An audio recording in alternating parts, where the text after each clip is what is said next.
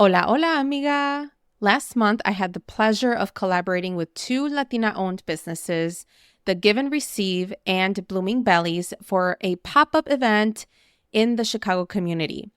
During this pop-up event, I was honored to interview mujeres on site and who really wanted to share their madrehood stories. And so for these 3 weeks, you'll be listening to these interviews on the Viva la Mami podcast, and I cannot wait for you to listen. I decided to claim our last interview of this 3-part series as a VLM Spotlight episode.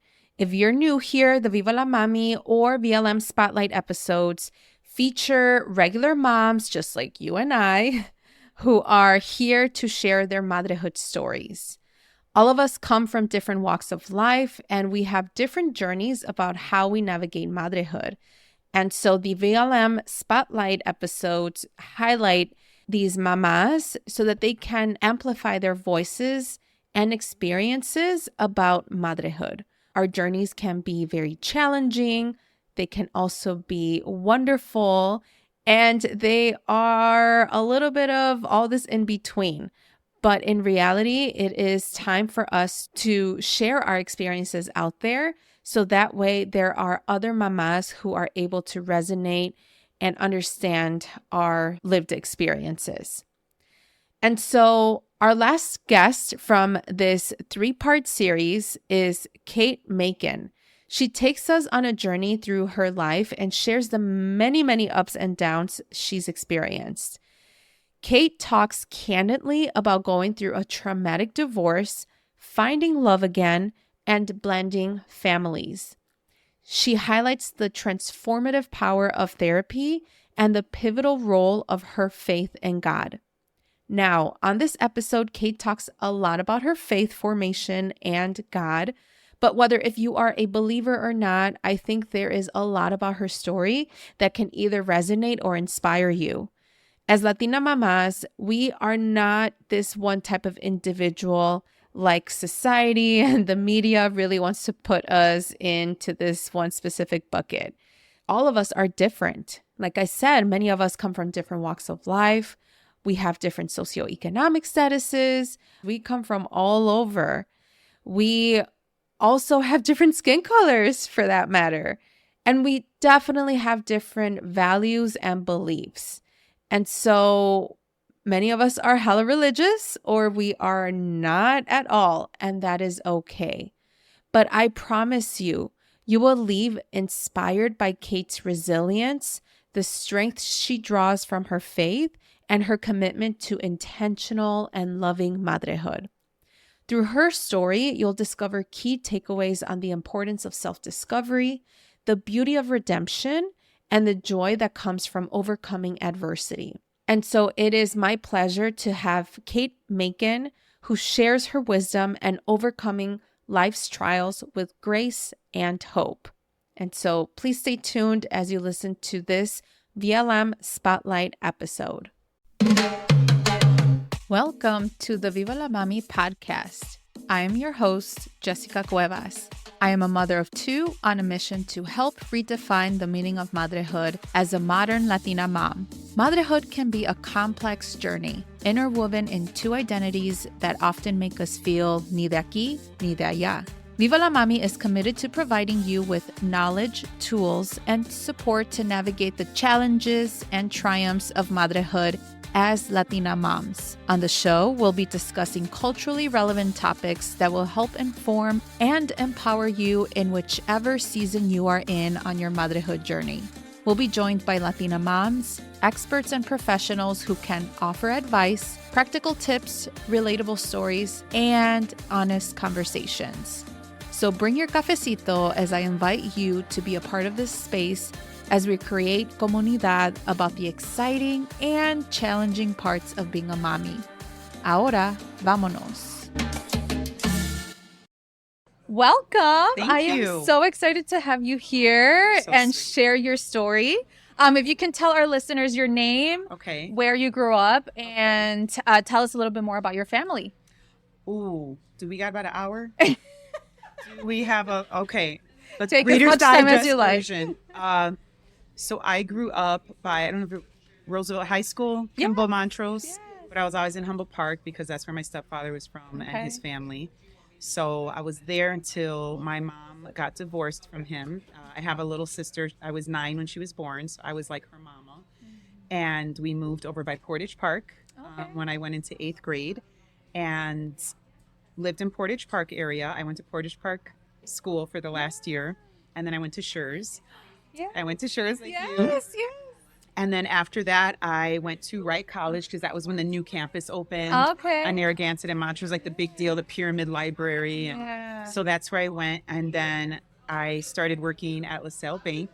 Okay. And going to school. And then just through life, I was going to be a radiologist and I didn't like being in the hospital. So we did our clinicals there and I was just it just wasn't a good environment for me to be in. I wasn't happy with it. So then I got a job working for National Dairy Council, the Got Milk people. Yes. And, through school and through working and everything, I started there about 20 years ago and I've been there ever since. Wow. I love it. I love it very much. I love the people I work for. I'm in Rosemont. I'm close. And they're very family because we work for farmers across America. So everything is family oriented, very work-life balance, supporter of pregnancy, I took like 6 months maternity and they were like, wow, that's unheard of. They're very supportive. So I love it. So I got married at 32, had my first child at 33, second at 36, and was married for, how long was I married for? Like 30, I think I was married 12 years. Okay. And then I went through a very traumatic divorce. And we'll leave this part out because then we need to like shut the place down and I gotta unravel a lot of things. But praise God for redemption, and I'm healed and I'm remarried. I'm in a blended family. Nice. My son was very close to another boy at Awana, and the last night of Awana they introduced us. That's how I met my husband. Yeah. And all of us, we fell in love. Yeah. I was very against it. I was like, no, this is not going to happen. But we've been married 3 years and he has 2 sons. I have 2 children. Oh, that's nice. Both boys that were friends, my son and his son, they're both 16. Oh, and then his son, my stepson, is 11. And then my one girl in the house is Saya, and she's 13. She's 13. Okay. So we have 4 blended, and we are God-loving, God-serving. Just so happy to really just serve God in our home and have a good balance. And my husband is an amazing leader of our home because I allowed that after like a year. I was like, okay, I am no longer the alpha because I had to release a lot of like, I'm a very strong-willed, strong mind. So especially after going through a divorce. So, but we went into couples therapy and I learned so much about myself as well, plus personal therapy. And I feel like it's crazy because it's been 3 years and we're at this beautiful balance right now. And we're seeing so much fruit just from obedience and patience with one another. And the kids are a witness to it. And I feel like that's why there's just a beautiful aroma in our home because of it. So now we're just, we're in the process of, in the process of finding a new home. Oh, that's exciting. Because my husband was the assistant principal at Portage Park here. Okay. Wow. And he got a new job in Berwyn as the head principal at Lincoln Middle School. Wow. So, with CPS, you have to live in Chicago. Right. So now we no longer have to live. Yes. So we still want to live close, like Niles, Mount Prospect, Des Plaines. Yeah. So the kids are excited. So right now that is what's on my plate. Yes. That's the big fish to fry is, as we're speaking, there's an open house in my home. Okay. So my realtor is there right now. Oh, really? Our open house is today, our second one, because last week not a lot of traffic came in. Okay. So and we leave to Alaska Monday night. Oh my gosh! Because my husband's from there. Your husband's from Alaska? He's from Alaska, born and raised. Wow. Went to college in Pennsylvania and then played professional basketball, lived in Germany and Romania. He's 6'10". Wow. And now he's a principal. He loves education. And I'm just like, honestly, to know anything about me, I love being a mother. I love to serve Jesus and really be the image of him. In today's world, more calling myself a Christ follower more than a Christian, because I think there's different views now and different levels of Christianity that, you know, every religion or everything can be twisted in a way.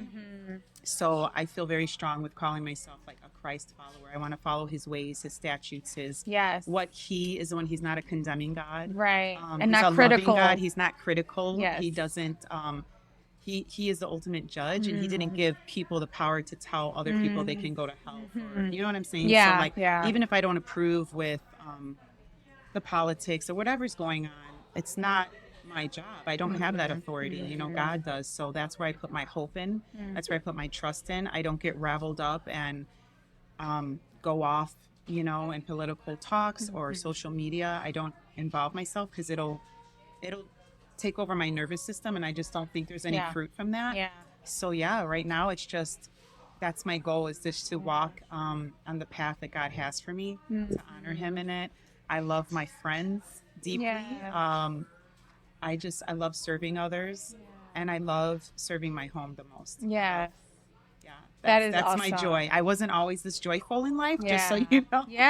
It took fires to walk through, and but I'm so thankful for it. I'm so thankful for it, and I hope anyone that ever does go through something, I really hope that they know, like, okay, this is doing something good for me. It's not to destroy me. It's to really prosper me. You know, and it's hard to see when you're in it, but it's a beautiful thing when you get to see what God produces for you. Especially if you trusted him in the waiting. So that's great. I just feel like I want to shout it from the mountaintops. I'm in this season of just testifying, because I never imagined myself being there. So it's even more shocking that, like, wow, a friend told me the other day at breakfast, an older, beautiful woman that goes to the church, the brook, and she told me, never say you're babbling, because I kept talking and I said, oh, I'm babbling, and she goes, that word comes from Babylon. And I'm like, you're right. I know the story of how Babylon got its name. Why am I saying that? She goes, no, you're testifying. And I was like, I received that. Let me testify.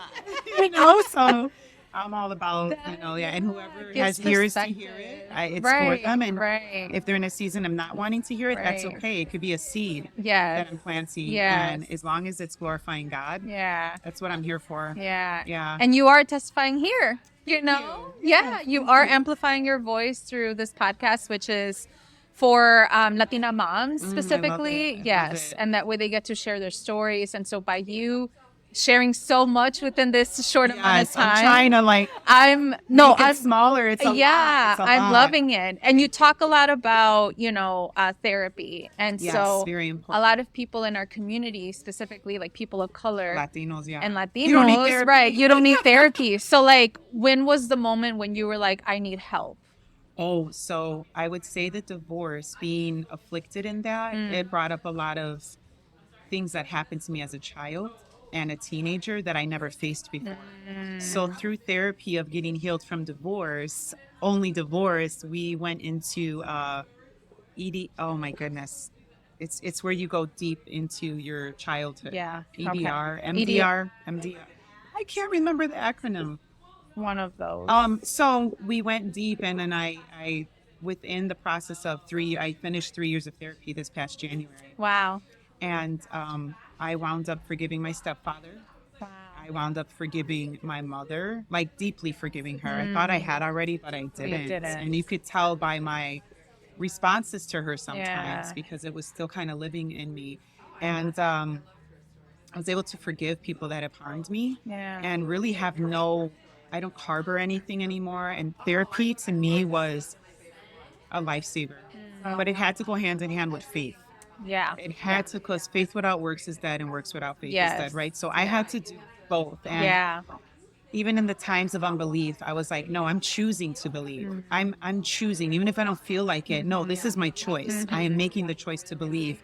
And God will really produce it in you, where you get to a place where you don't even have to make the choice. It's like breathing. It's just like breathing. There's nothing that would ever I won't waver, because it's so solid to me.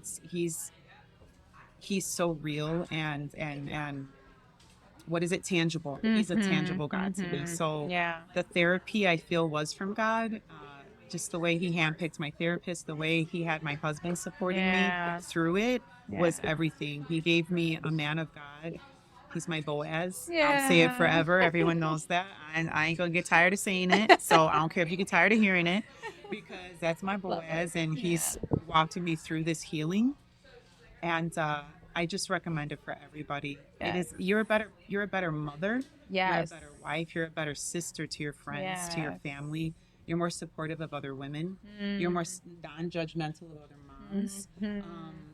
And it brings out of you what really you were meant to be anyways. You know, it makes you shine, and you can't fake shining.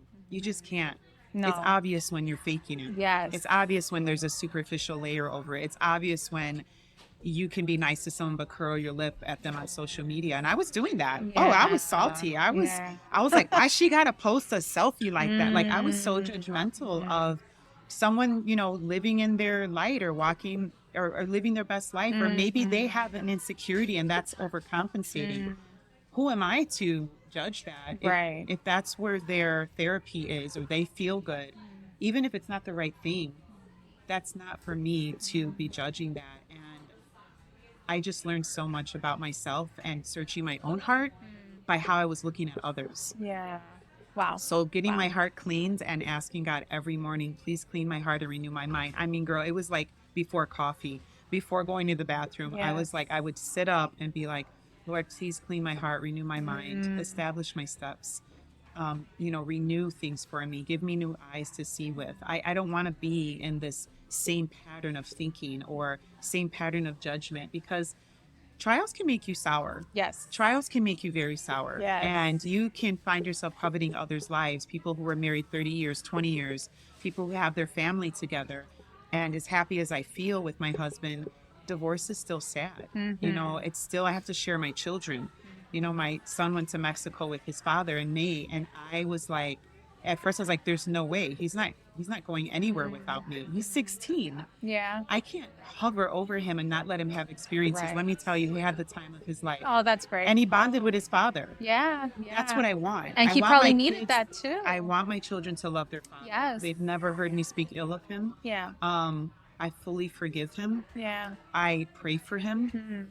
And he's a great father. He, in his eyes, he does his best, and that's all I could ask for. Yeah.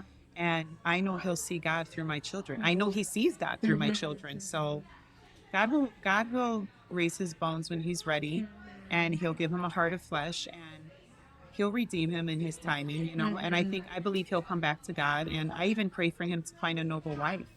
You know, I want my kids to have an awesome stepmom. Yeah. You know why? Because I'm an awesome stepmom. Yeah. Yeah. You know what I mean? Yes. Like, I have 2 stepchildren that I love so much, Yeah, that's and walked great. through some fires with the older one, you know, because I would be triggered by him, Right. or, you know, he doesn't do things the way I like it. And I had like this control where I was like, no, it has to be done this way. Or if you leave your clothes on the floor when we're tied, it's like, no. Like, Yeah. he is just being a teenager. So Yeah. I've really grown a new heart to love my stepson in an unconditional way that I didn't think I could. Yeah.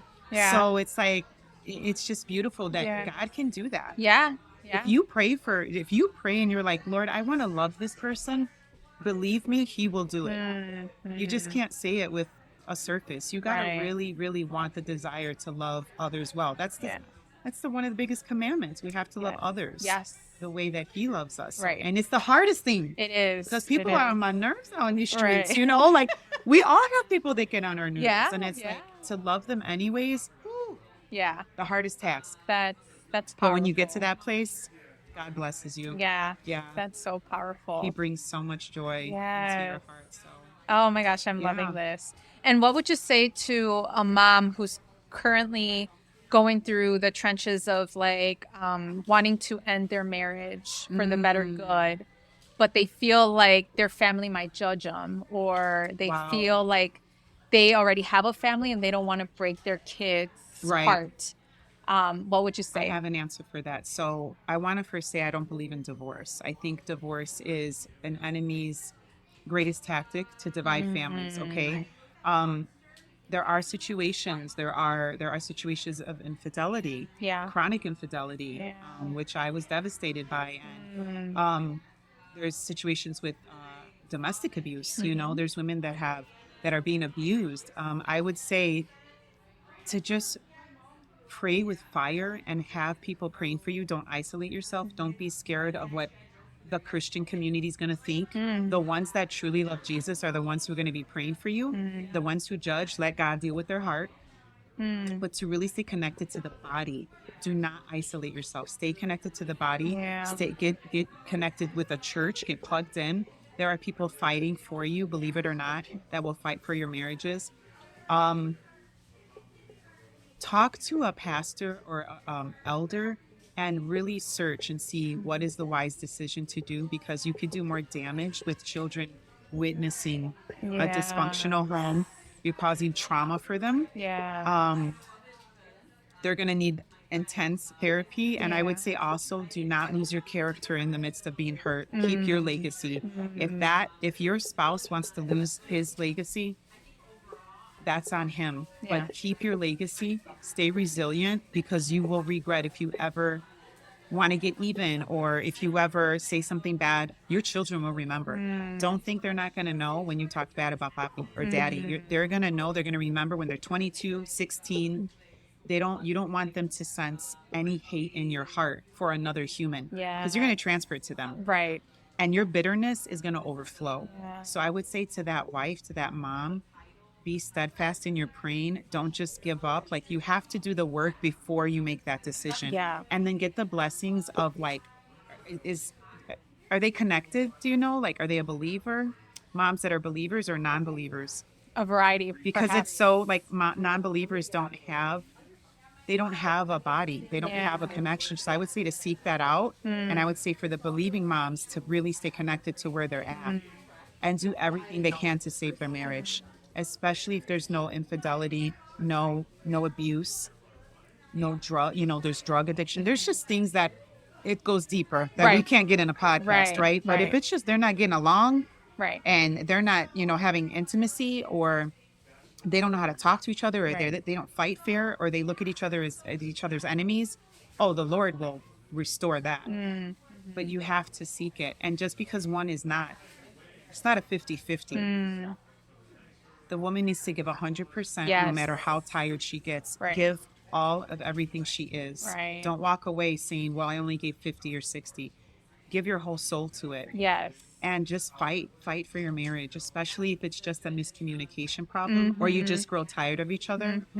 There is so many resources out there and platforms where there are ministries saving marriages, Kingdom Family. They have cruises for couples. They have weekend getaways for couples where they literally repeat their vows. They restore their marriages.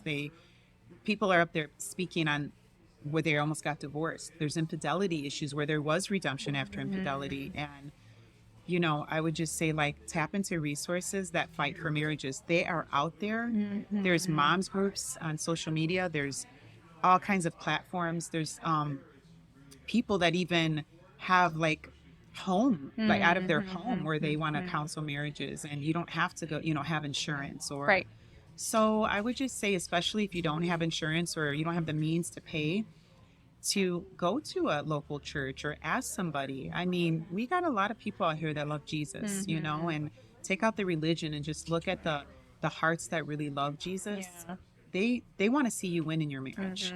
They get no joy out of your family breaking up, and they want to fight for you too. I had an army fighting for me and the first time that it happened. And we restored our marriage for 3 years, and then it just kept happening. And it was a heart issue he had, and addiction. It's a lot of things, and I want to cover him as well, because he tried, but that's in the past, and I do want to cover him, and no one should judge him, because we've all sinned, but if you can restore the marriage even after infidelity, and that man is repenting and he's sorry and he is broken from it, I don't think you should leave him at all in that case. I think you should fight for it as well.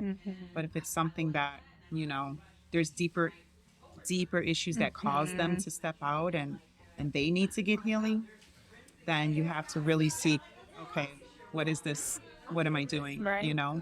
And just find someone to fight for you. I had an army fighting for me, we were restored. We got baptized together. And 3 years later, it wasn't supposed to happen because God wrote my story the way he did now. Yeah. So Yeah. I think I believe in marriage strongly. I believe in redemption even after infidelity. Yes. But I just hope that women don't give up Yeah. because men are hard-headed. Yeah. Women are softer, but women get very bitter. We don't want to let anything go.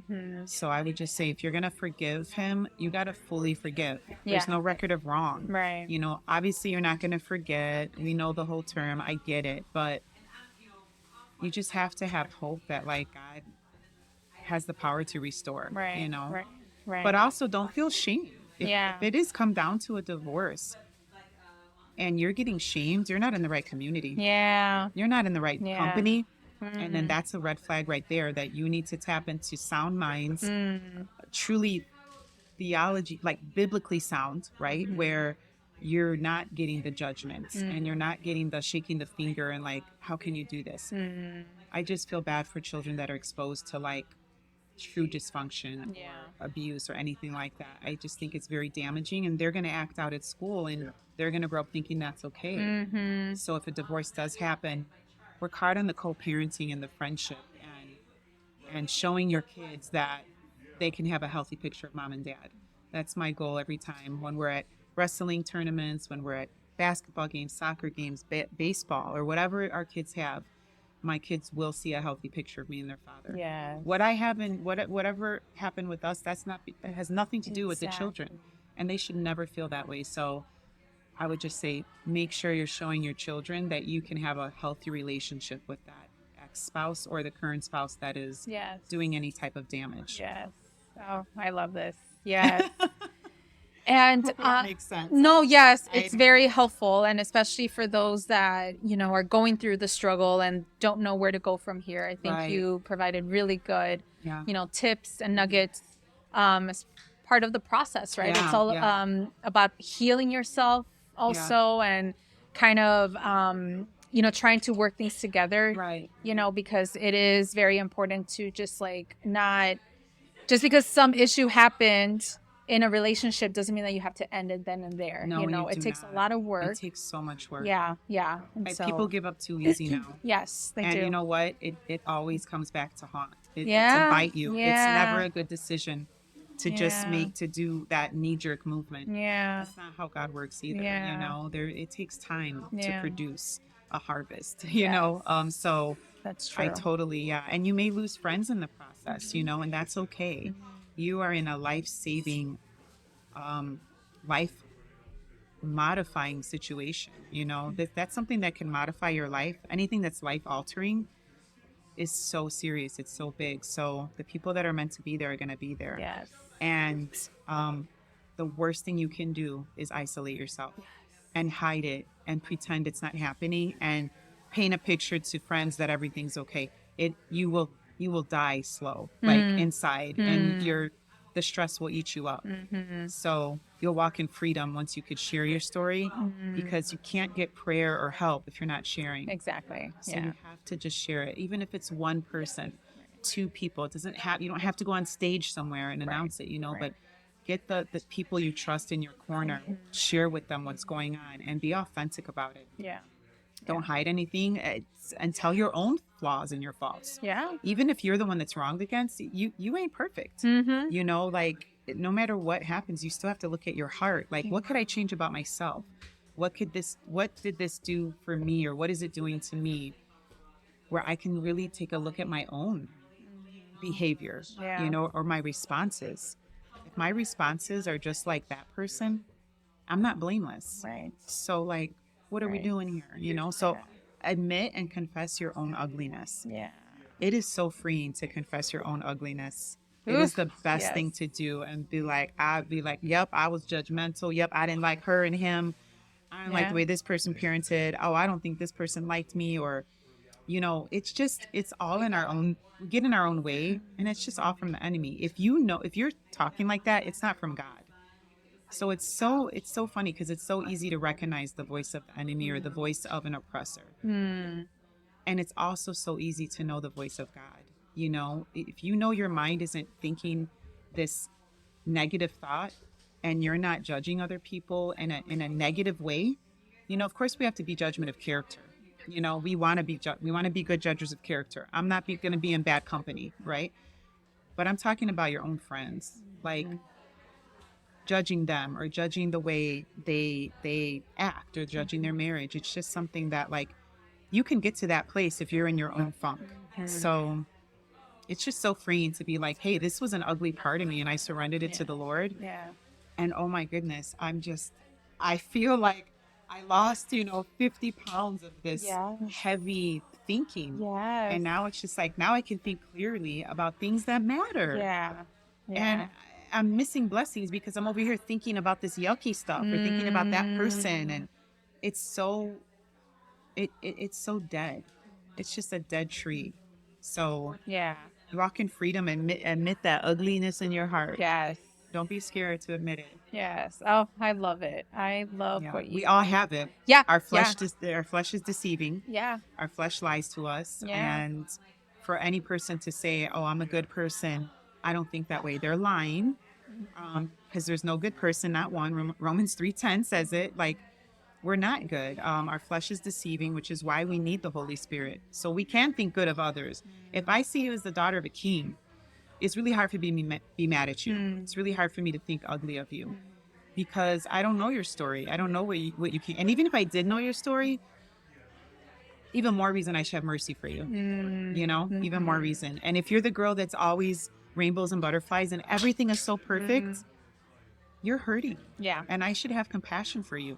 I should have compassion for the facade you're putting up, and because you can be joyful and life can be great right now, but to act like you've never had a trial, or you don't know what a trial is, or you don't know what affliction is, or you don't know what judging someone is, like, it's in our flesh, So I would just say if somebody is, not authentic enough to you, it's not for you to be the authoritative person to say, well, this is the time you should be. No, it may take that person 5 more years.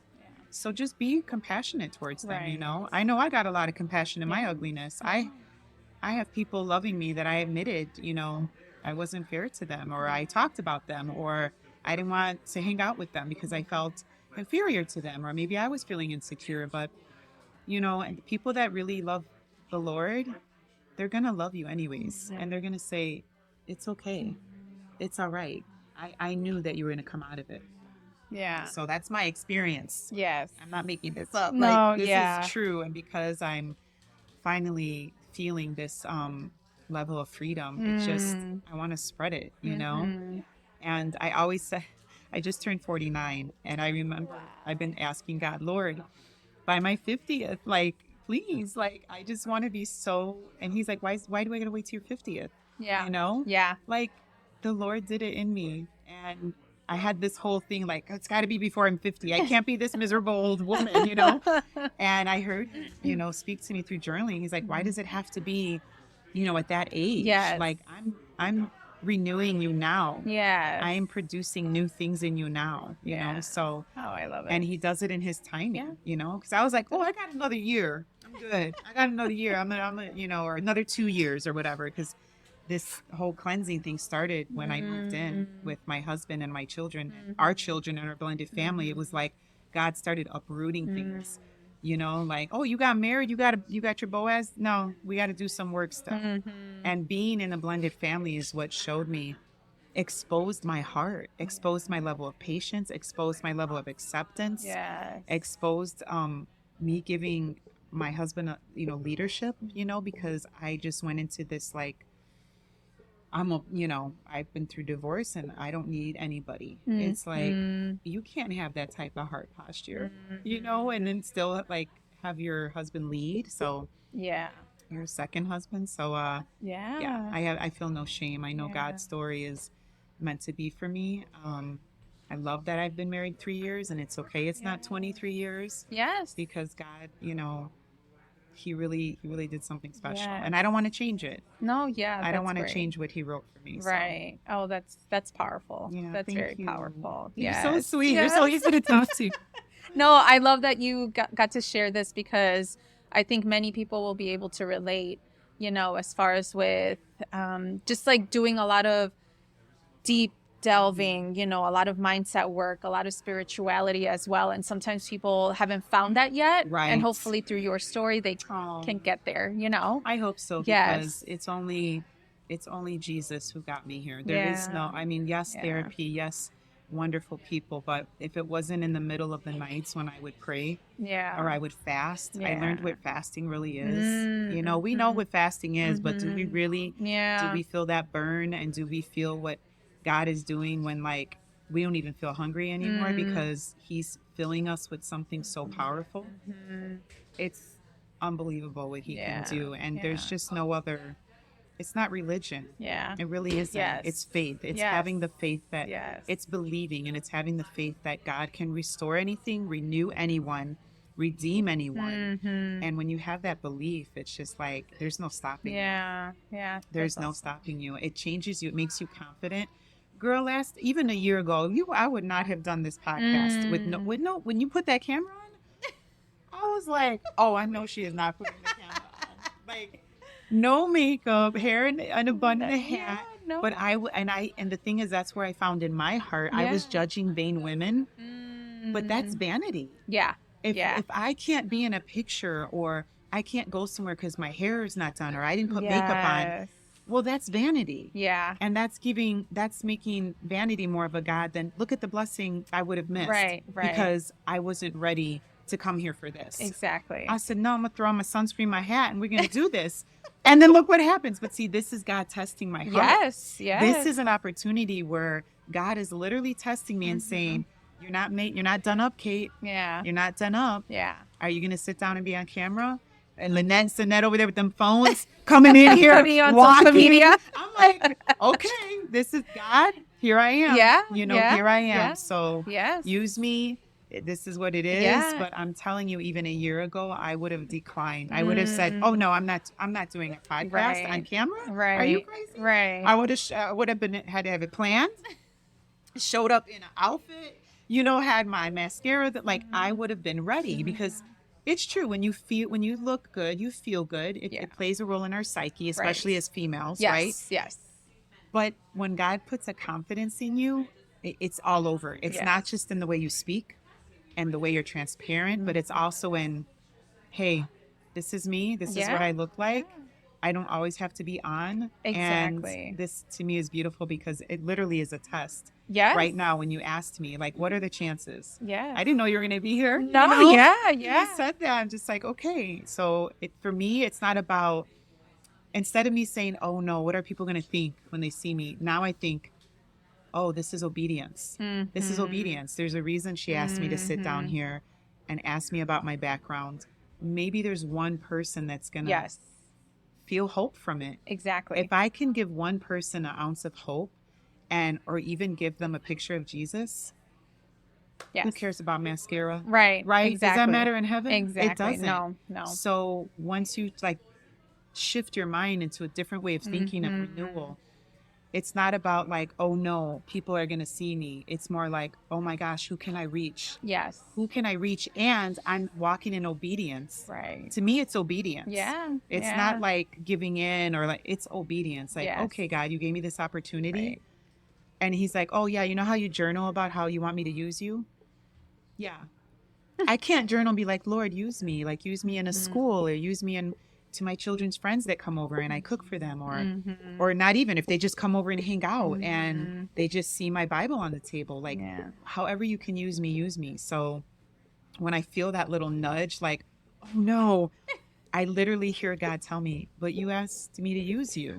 So here's an opportunity. Here you are. It's just you are. It's crazy. I was asked to speak at my church. I go to Chicago Tabernacle, but I went to the Brook for 9 years. Okay. And with my blended family, we transitioned over to Chicago Tab. Okay. And they asked me to speak in January at Illuminate, a women's night, and give a testimony of where the Lord consecrated me. I almost fainted.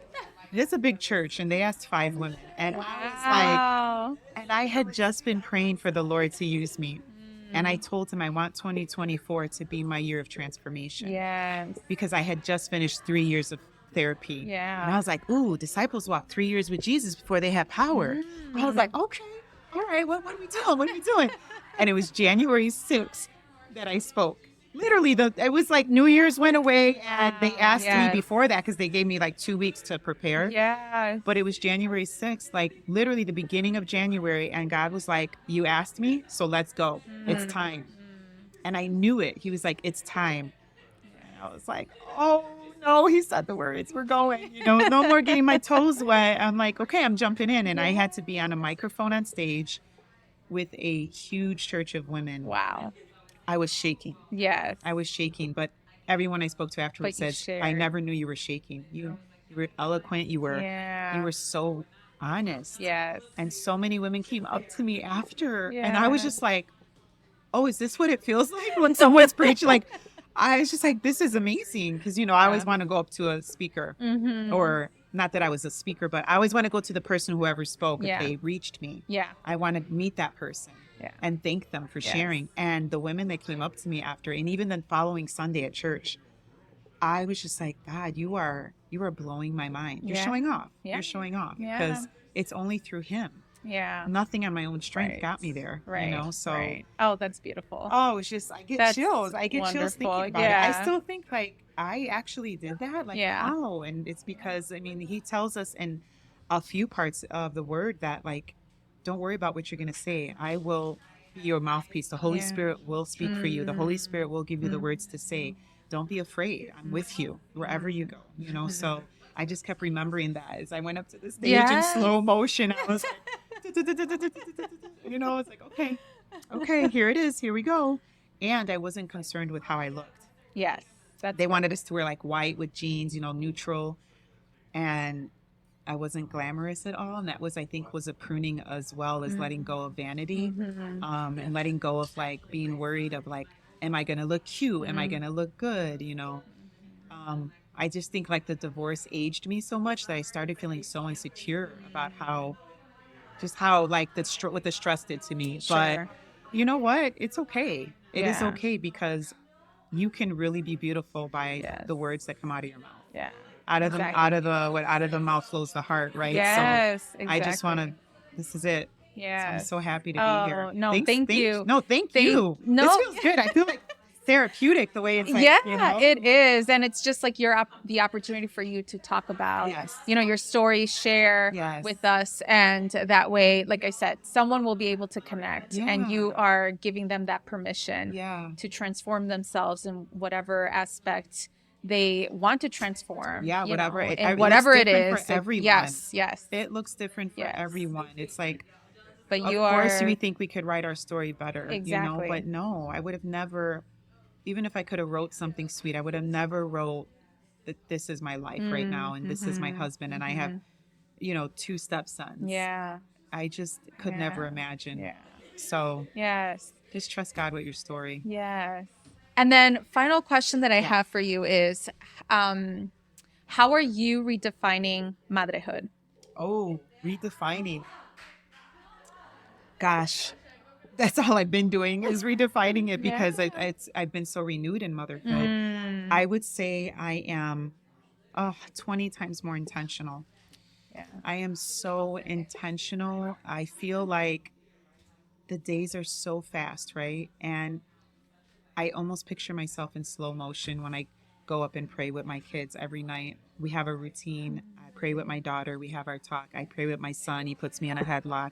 It's just, we have this whole thing. And then I go downstairs where the other boys' bedrooms are. I noticed like, man, I kind of fell off. Like last year, like I would always have a routine with them and I'd be upstairs so long that they'd be asleep already. So now it's like doing things earlier because I want to make sure I'm getting in touch with all 4 of them, And the thing is, they crave it. They love it. Yeah. No one is like, Mom, I'm tired, or I'm going to bed. They don't. Each one doesn't want me to leave. Yeah. Like just what we're talking. My 11-year-old stepson, he's like, "Come on, let's have therapy. How was your day?" Oh. He's very like adult thinking. He's very creative and mature, and he'll even like rub my foot because I have like my foot. I have foot pain. That's another podcast. But just being so intentional with them, and also my responses change. I'm not quick to get angry anymore. If my stepson leaves his laundry out or leaves the wrapper from the pizza on the, I no longer, it doesn't ruin my day anymore. It used to kind of control my mood. No longer. It is, I'm so redefined in that area of, um, I don't feel the anger anymore. I don't feel the triggering anger. It's like, it's annoying, but I'll be like, Bryce, come clean up, and he'll come clean up. Right. Or his dad will tell him. He never talks, he never says no. He never says, "Ugh." He's like, oh, I'm sorry. He's so tender and so respectful. And it's like, I don't even have stepchildren that are doing the like, you're not my mom, Yeah. They don't speak to me in any type of disrespect, or they make me feel so loved, and they love their mom so well too. So seeing that has really softened my heart. And I think just listening to my kids, all four, and really being intentional with them. But the responses have changed. I think motherhood has been redefined with my responses. We don't always have to be in this authoritative role. Yes. We could, we're so busy with running the house and having things in order. And it's like, it's okay. Right. It is okay. Right. Like, let's go in the yard. Let's do something else. Yeah. Let's go for ice cream. They love going for ice cream. Can we go to Sweet Oasis? Okay. Let's go to Sweet Oasis. I don't want to go. I'm like, okay, let's go. So that to me, not being worried about, no, we got to get these things done. Nah, let's go. Yeah. Let's just go. Let's just have fun. Yeah. Or if, let's say Price didn't do his chores, or Aaron didn't, or any one of the kids, my son, Caden, and my husband will say, did you get them dishes done or whatever? And they're in the middle of a game. I'll be like, baby, just let them finish the game. Yeah. You know what I mean? Yeah. Like, we're not going anywhere. Right. And before I'd be like, yeah, they need to get up right now. Let them be kids. So motherhood redefined to me is let your kids be kids. Let them be kids and know the difference between disobedience and just being a kid. Yes. You know what I'm saying? Yes. Like, if something's left or if they forgot something or they forgot their uniform again, I'm going to bring it. They're not being disobedient. Right. They're kids. They're forgetful. Right. Teenagers are like, cray, right? Yeah. Their mind is going everywhere. So like, if they forgot something and I got to drive it somewhere, it's not disobedient. Right. They're not disrespecting you. The first year of blended family, I felt disrespected. I drove a uniform to school once a week and I was feeling like, they don't respect my time. Completely redefined now. Yeah. I'm happy to bring it. I'm happy that you forgot something and I got to drive it there.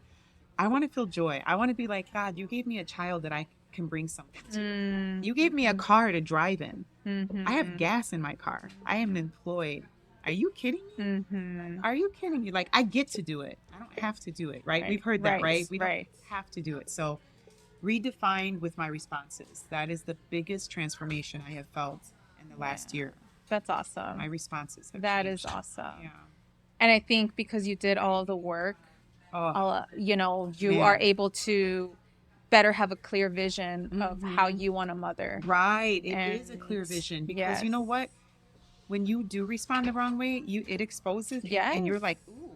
Yeah. You'll be convicted. The spirit will convict you and you'll be like, ooh, that was ugly. Like, why am I so militant about this being done right now? Yes. No, it's not like that. These kids are so well-rounded and respectful and obedient. Yeah. It's okay. That's great. There's just so you got to know that balance. Know the balance of what is disobedient versus they're just being a kid. That's that's my biggest takeaway. Yes. Yeah. Especially with a blended family, stepchildren, because you're not going to love your stepchildren the way you love your birth children, especially the first year. It's just not. You know what I mean? You give birth, you're loving the child you birth different from. Right. And now I feel like I'm in this where I'm feeling an equal love. Obviously, my children are my hearts, right? And I was just telling Sonette this as I got 2 from the womb, 2 from the groom. Oh, and I got my 4 babies and I love them. Love it. Yeah, so I love it. Well, it's reshaping me. You are wonderful, and thank you. You are very blessed as well. Just having all of the blessings that you have with your kids and your husband, and now the new transitions that you're gonna have soon. Yeah. So I wish you the very best. Thank you. And you're amazing. You are so great with eye contact. Your questions. You're intentional. Yeah. I love you. Let's be friends. Yes, let's be Let's friends. exchange numbers. Let's be friends. Yeah, this Yes. was great. Well, thank you so much for sharing your story. Yes, thank you. Mujer, thank you so much for taking the time out of your busy schedule to listen to the Viva la Mami podcast. If you enjoyed today's episode, will you do me a favor and follow the podcast and leave a rating and review? Hitting that follow button and reviewing my show will allow other mommies like you find this podcast. Your review will also tell me if you enjoy the show, so I would truly appreciate your thoughts. Don't forget, please share this podcast con tus amigas. Also, make sure to follow me at Viva la Mami on Instagram or visit vivalamami.com. Please note the information shared in this podcast is for educational purposes only and should not be taken as professional advice. Okay, mujer, thank you for joining y nos vemos in the next episode.